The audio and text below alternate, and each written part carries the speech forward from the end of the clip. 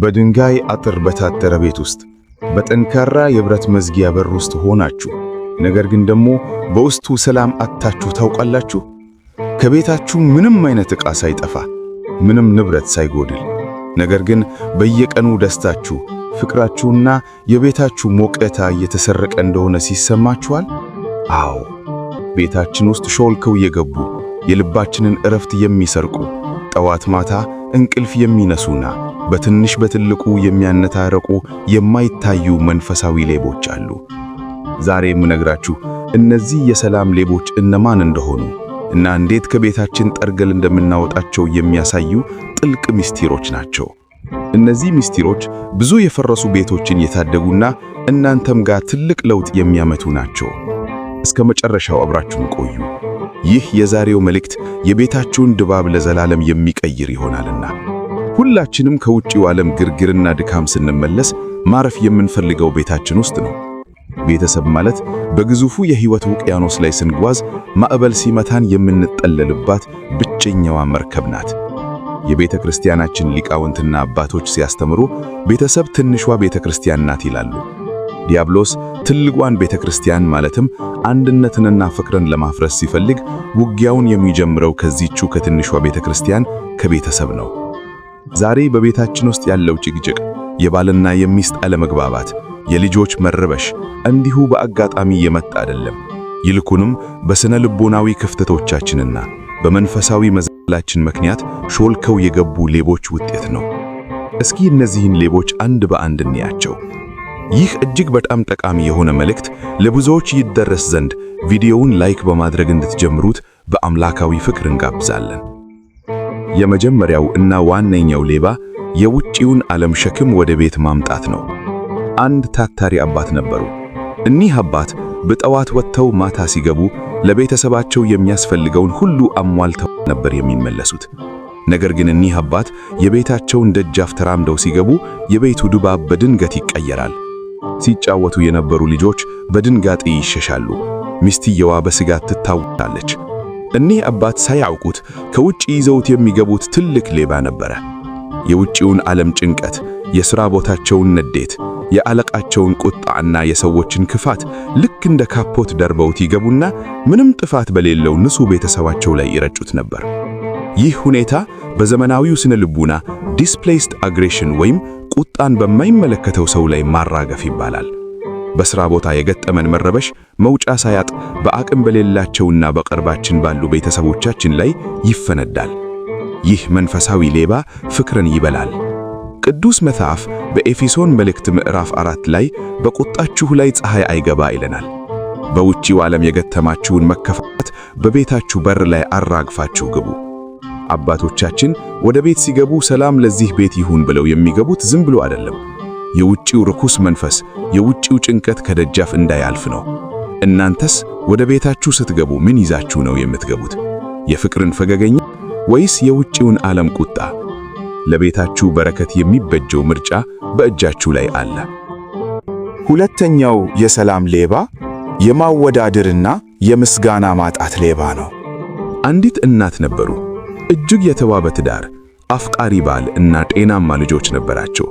ነገር ግን ሁል ጊዜ የጎረቤቶቿንና በማህበራዊ ሚዲያ ሶሻል ሚዲያ የምታያቸውን ሰዎች ኑሮ ከራሷ ኑሮ ጋር ታወዳድር ነበር። ባሏ ደክሞ የሚያመጣው ገንዘብ አንሶ ታየዋት። ልጆቿ ከሌሎች ልጆች ያነሱ መሰላት። ቤቷ ጠበባት። በመጨረሻም ቆንጆ ትዳሯን በገዛ እጇ አፈረሰችው። ይህ የማወዳደር ሌባ ቤታችንን ወደ ሲኦል ከሚቀይሩት አደገኛ ጠላቶች አንዱ ነው። ዛሬ ላይ ብዙዎቻችን የራሳችንን በረከት ትተን የሰውን እናያለን። ምስጋና ከሌለበት ቤት ውስጥ ደግሞ ሰላም የለም። ሐዋርያው ቅዱስ ጳውሎስ በአንደኛ ጢሞቴዎስ ምዕራፍ 6 ቁጥር 6 ላይ ኑሮዬ ይበቃኛል ለሚለው ግን እግዚአብሔርን መምሰል ታላቅ ማትረፊያ ነው ይላል። የመታወክንና የጭቅጭቅ ሁሉ ምንጭ ማምሰገን አለመቻል ነው። ባላችሁ ነገር ማምሰገን ስትጀምሩ እግዚአብሔር የቤታችሁን በረከት ያበዛል። የሰውን ኑሮ መመኘት አቁመን የራሳችንን ጎጆ በፍቅር ስናነጽ ያኔ የሰላም ሌባ ቦታ አጥቶ ይሸሻል። ሶስተኛው ሌባ ይቅርታ ማጣትና ያለፈ ቁስልን የመቆስቆስ ሌባ ነው። ብዙ ቤቶች ውስጥ ዛሬ ለሚፈጠረው ጸብ መነሻው የዛሬው ስህተት አይደለም፣ ከዓመታት በፊት የተደረገን ስህተት አንዴ ይቅር የተባሉትን ጥፋት እንደገና እየቆፈሩ ማውጣት የሰላም ሌባ ነው። በስነ ልቡናው ዓለም ይህ ኢሞሽናል ባጌጅ ወይም የስሜት ሸክም ይባላል። ይቅርታ ያልተደረገለት ልብ ልክ እንደ ተመረዘ ቁስል ውስጡን እየበላው ይኖራል። መጽሐፈ ምሳሌ ምዕራፍ 15 ቁጥር 1 ላይ የለዘለዘች መልስ ቁጣን ትመልሳለች፣ ክፉ ቃል ግን ቁጣን ታስነሳለች ይላል። በትዳር ውስጥ ወይም በቤተሰብ መካከል ስህተት አይጠፋም። ነገር ግን ስህተትን በፍቅር መሸፈን፣ በንስሐ መታተብና ከልብ ይቅር መባባል ሰላምን ያመጣል። ቂም ይዞ ጸሎት ማድረስ፣ ቂም ይዞ ሥጋ ወደሙን መቀበል እንደማይቻለው ሁሉ ቂም በሞላበት ቤት ውስጥ የእግዚአብሔር መንፈስ አያድርም።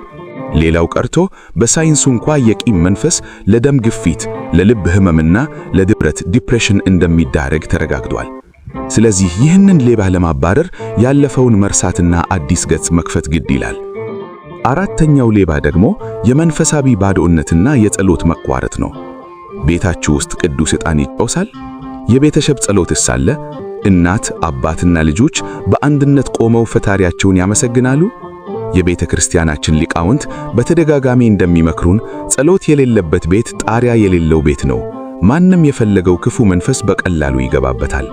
ቤቴ የጸሎት ቤት ትባላለች ይላል ጌታችን በመጽሐፍ ቅዱስ። ዛሬ ቴሌቪዥን፣ ስልክ፣ ቲክቶክ እና ዩቲዩብ የቤታችንን ጸሎት ሰዓት ሰርቀውታል።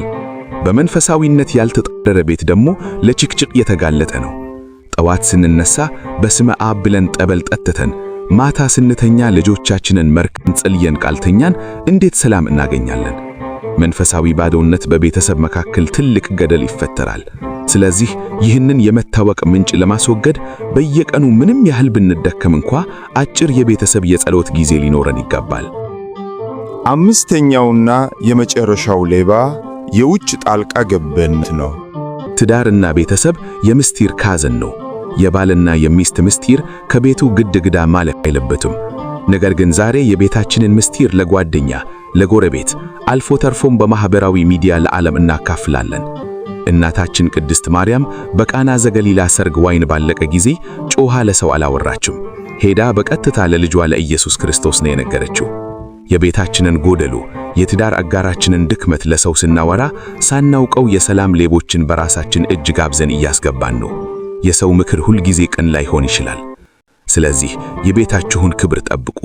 ችግር ሲፈጠር ወደ መንፈሳዊ አባት፣ ወደ ሽማግሌዎች እና ወደ ጸሎት እንጂ ወደ ወሬኛ አትሩጡ። ተወዳጆች፣ የቤታችን ሰላም በገንዘብ የሚገዛ አይደለም። ሰላም የሚመነጨው ከውስጣችን፣ ከልባችን እና ከፈጣሪያችን ጋር ያለን ግንኙነት ነው። ዛሬ በቤታችሁ ውስጥ ያለውን ሁኔታ ቆም ብላችሁ አስቡ። የትኛው መንፈሳዊ ሌባ ነው ሰላማችሁን የሰረቀው? ቁጣ ነው?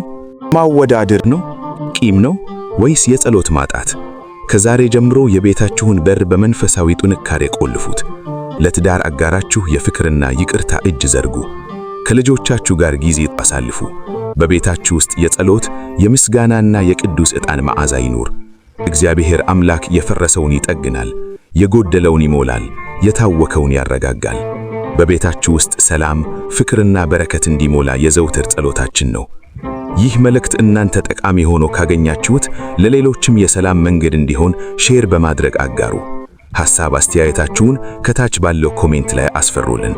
እግዚአብሔር ቤታችሁን በሰላሙ ይባርክ። ምስጋና ይሁን አንድ አምላክ ለሚሆን ለአብ፣ ለወልድ፣ ለመንፈስ ቅዱስ ዛሬም ዘውትርም ለዘላለሙም አሜን።